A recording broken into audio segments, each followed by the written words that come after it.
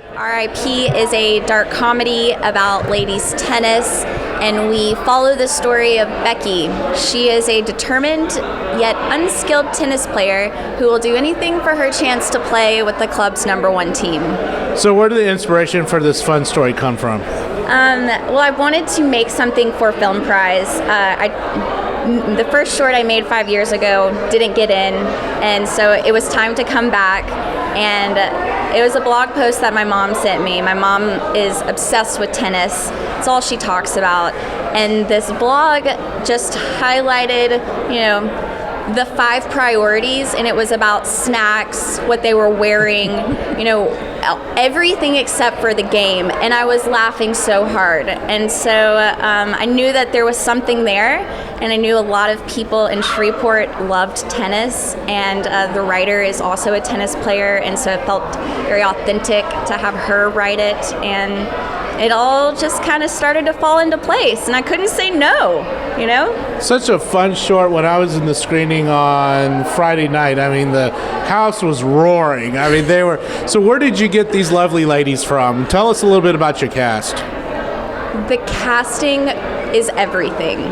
And these ladies, I met Katie Walker, who plays Charmaine first, and we met for coffee, and this was in, March of this year.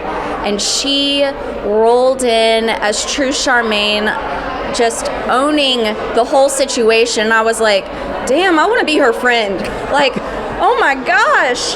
And she came in, had lines prepared, and also wanted to let me know who else would be in her crew.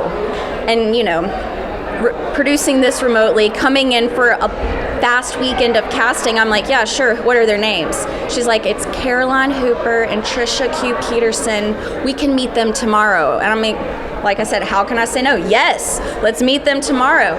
So we went, I met them. The ladies just started talking, and I look at Jennifer, I'm like, Jennifer, write that down. Write that down. I mean, the script wrote itself in so many ways. So I met them. I met Katie. She had the acting experience, and she knew who needed to be in her crew, and they all played tennis together. And it just, when things happen that easily, you know that it's right. So tell us a little bit about the filming location. How did you get an empty tennis court in the Deep South for a couple of days? Because that is a very hard feat. Who did you have to pay off?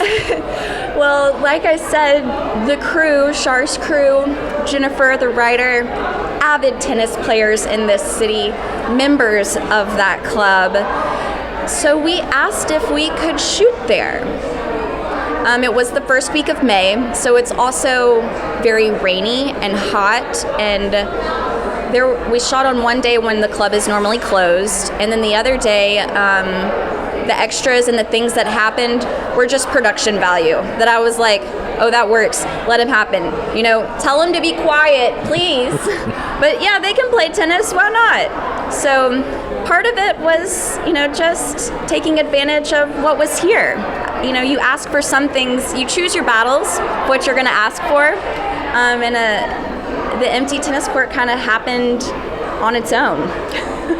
So what I noticed at the end of your film that I didn't really see at the end of anyone else's film is the lovely Panavision logo. So talk to us about going to Panavision and getting them on board to assist you in making this short. So, yes, I wanted to shoot with an Alexa. I wanted to shoot with a really good camera. It was important to me to offer that to the DP that was coming in town to help me make this. I wanted to give him great tools.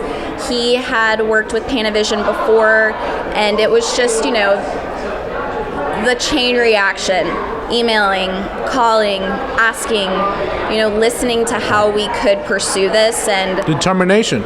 It was determination and persistence, and I knew what I wanted. I went to Panavision, and there was some kinks in our paperwork and things that I had to learn, but it was okay because Roy got to build to the camera, and we walked out with it that day, and so much more. And they were very, I told them that about Film Prize, and I'm like, a lot of people are using the same camera in Shreveport, sharing a camera, which is great, but I think, it makes ours different to shoot with, something a little more elevated. What did you learn about yourself in making this film, professionally and personally? That I want to be a director, and that I can direct, and that I loved running a set. I'm still always learning things about myself, but Film Prize gave me the chance to practice, and I proved to myself that I could do it, and that we can make people laugh, and that we can entertain, and I just have to keep doing it now. So what's next for you professionally? Well, hopefully I get to make another short in this tennis world here. But professionally, I'm an assistant to a showrunner, and I'm constantly trying to make myself visible to him and to people in my office that I am capable of directing. So I've positioned myself to supervise the second unit on this next movie I'm working on, and I just got to keep pushing to get into the union and to continue to direct and seeing those opportunities. And never giving up.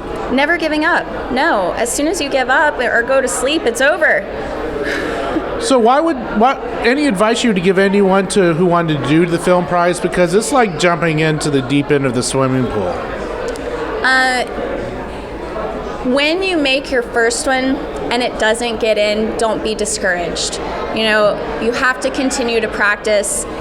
The best thing about Film Prize to me is that there are all these benchmarks that really encourage you to finish your film. There are so many short filmmakers that go out there, shoot the project, and then never finish it. And Film Prize is turn in your rough cut. Actively wait. When you get submitted, keep working on it. They really encouraged us to finish and to make it great. And yeah, I think you just got to keep making them. What was your first short that you submitted to the Film Prize? What was that about?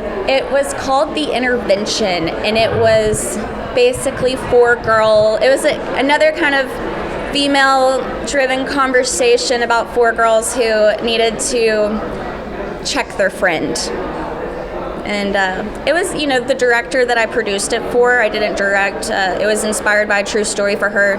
She was very, personally attached, and I realized I need to have fun and to laugh in the development, the making, and after the fact. I don't really want anything to be too serious. Life is too serious, so we should have some fun when we're working. So has R.I.P.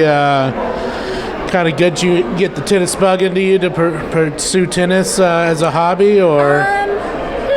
I have watched a lot more tennis on television now. I went to Indian Wells in California to see some professional tennis players play, and I wanted to see what professional tennis cinematography looked like, and when I was there I heard tennis balls, and I just heard things that I hadn't put myself in that space before. And then before I shot here, I came to a local tennis tournament to see what Shreveport professional tennis is like, and those players, they play just as hard as if they were getting paid to play. Serious game down here. A serious game. And you know what? They were having fun while they were doing it. So, no, I haven't picked up a racket yet. But I don't think I will.